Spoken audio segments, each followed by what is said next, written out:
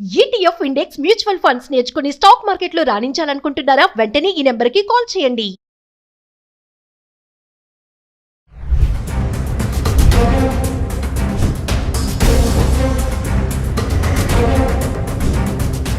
Hi hello నమస్తే, welcome back to Suman TV. ప్రస్తుతం మనతో పాటు ఉన్నారు consumers welfare committee chairman Mandadi Krishna Reddy గారు. సార్తో మాట్లాడదాం.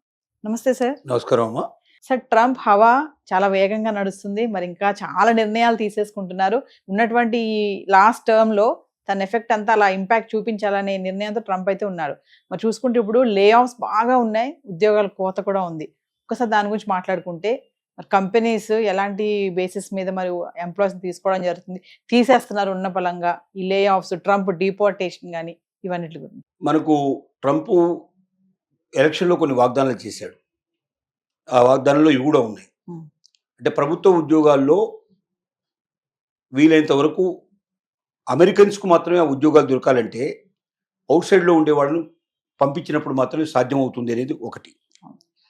రెండోది, ప్రభుత్వం మీద భారం ప్రభుత్వ ఉద్యోగుల వల్ల వస్తుంది. ఎందుకంటే ప్రైవేటు ఉద్యోగుల పరిస్థితి అయితే గవర్నమెంట్ రూపాయి ఇవ్వాల్సి అక్కర్లేదు, వాళ్ళకి పైపెచ్చి వాళ్ళ దగ్గర నుంచి ట్యాక్సెస్ వసూలు అవుతాయి.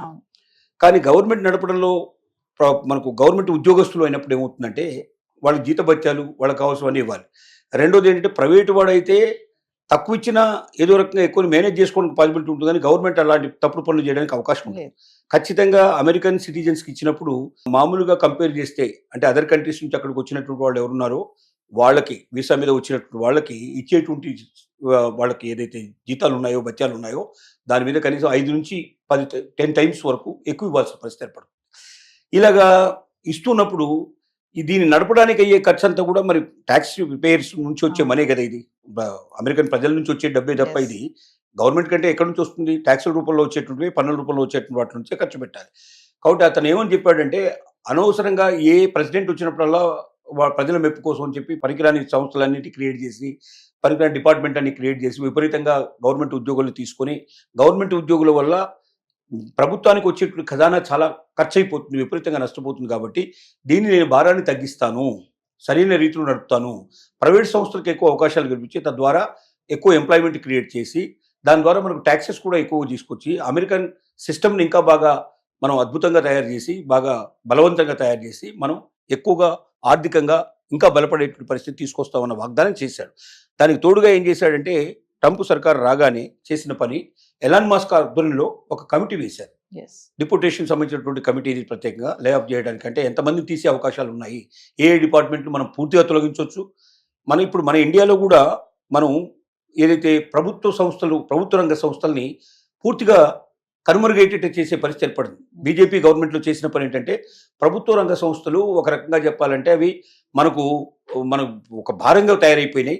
దాంట్లో పనిచేసే వాళ్ళు తక్కువ ఉంటారు, ఎక్కువగా తినేవాళ్ళు ఎక్కువ ఉంటారు. కాబట్టి ప్రభుత్వ రంగ సంస్థల్ని పూర్తిగా నిర్వీర్యం చేయండి, తీసేసేయండి, వాటిని తీసి ఎవరికైనా ప్రైవేట్ వాళ్ళకి అమ్మేసేసేయండి. తద్వారా ఏమవుతుందంటే అవి బాగా బలంగా పనిచేస్తాయి, దాని నుంచి మనకు రెవెన్యూ కూడా ఎక్కుతుంది, మనకు ట్యాక్స్లు కూడా వస్తాయని చెప్పి మన వాళ్ళు ఎప్పుడూ తీసుకున్నారు. నేనే మన దగ్గర ఇప్పుడు 10 ఏళ్ల నుంచి నడుస్తున్న పని అదే. 15 ఇప్పుడు 10 ఏళ్ళు దాటి ఇప్పుడు మన మోడీ సర్కారు వచ్చిన 10 ఏళ్లలో almost all more than 60 to 70% మంచి మంచి ప్రభుత్వ రంగ సంస్థలు, కోటాను కోట్ల రూపాయల విలువైన ప్రభుత్వ రంగ సంస్థలు కూడా పూర్తిగా అమ్మేయడం జరిగింది, వేలం వేసి ప్రైవేట్ వాళ్ళకి అప్పచెప్పడం జరిగింది. ఇలాంటి స్థితి ఇప్పుడు అక్కడ కూడా. దీనికి ఒక కమిటీ మన ఇండియాలో ఎట్లా వేశారో, ఎలన్ మస్క్ ఆధ్వర్యంలో అక్కడ కూడా ఒక కమిటీ వేశారు. ఆ కమిటీ కింద ఏం చేశారంటే, వాళ్ళు ఏ రంగాలు, అన్ని రంగాలు పరిశీలించి ఈ రంగాలు క్లోజ్ చేయండి, ఈ రంగాల్లో తగ్గించేసేయండి అని వాళ్ళు చెప్పారు. ఇది ప్రభుత్వ రంగానికి సంబంధించిన వ్యవహారాలు. దీంట్లో ముఖ్యంగా ఎడ్యుకేషన్ డిపార్ట్మెంట్ కూడా ఒకటి ఉంది.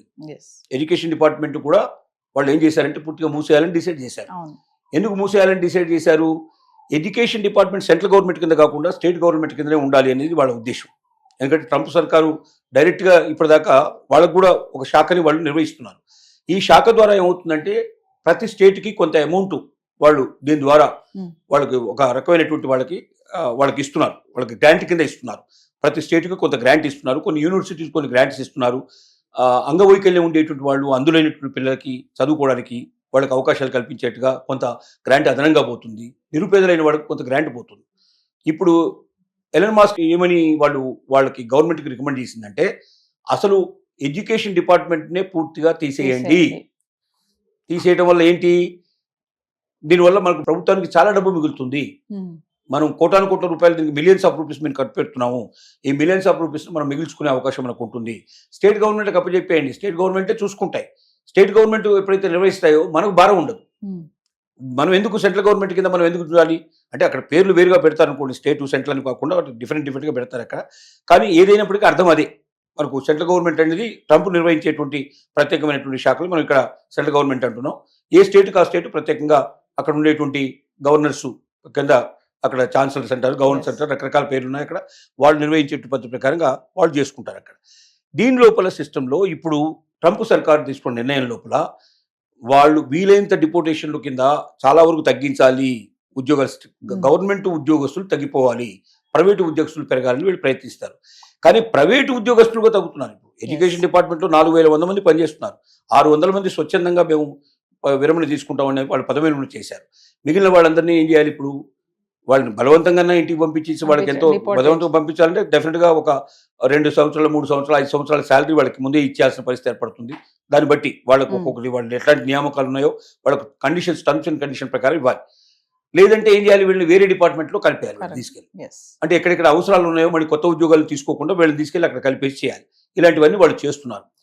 కానీ విచిత్రంగా ప్రైవేటు రంగాల్లో కూడా చాలా వరకు లేఫ్ జరుగుతుంది. ఒక్కొక్క సంస్థ గూగుల్ ఇంతమందిని పంపించేసింది, ఇప్పటికే ఇంకా పంపించాలని చెప్తుంది. అలాగే దీంట్లో రకరకాల మైక్రోసాఫ్ట్ వాళ్ళు కొంతమంది పంపించేస్తున్నారు. అంటే అన్ని ప్రైవేట్ రంగ సంస్థలు కూడా తమ యొక్క ఉద్యోగుల్ని తగ్గించుకోవడానికి ప్రయత్నం చేస్తుంది. కారణాలు ఏంటంటే దీంట్లో 2 కారణాలు ఉన్నాయి. ఒకటి ఏఐ రావడం కూడా ఒక కారణం. ఇది ఆర్టిఫిషియల్ ఇంటెలిజెన్స్ వల్ల ఏం జరిగింది? పనులు అంటే 10 మంది 100 మంది చేసే పనిని ఒకరు 10 మంది చేసే అవకాశాలు ఏర్పడ్డాయి. అంతమంది అవసరం లేదు. సో అట్లా ఫిగర్ చేయడానికి కొంతమంది అవకాశాలు ఏర్పడ్డాయి.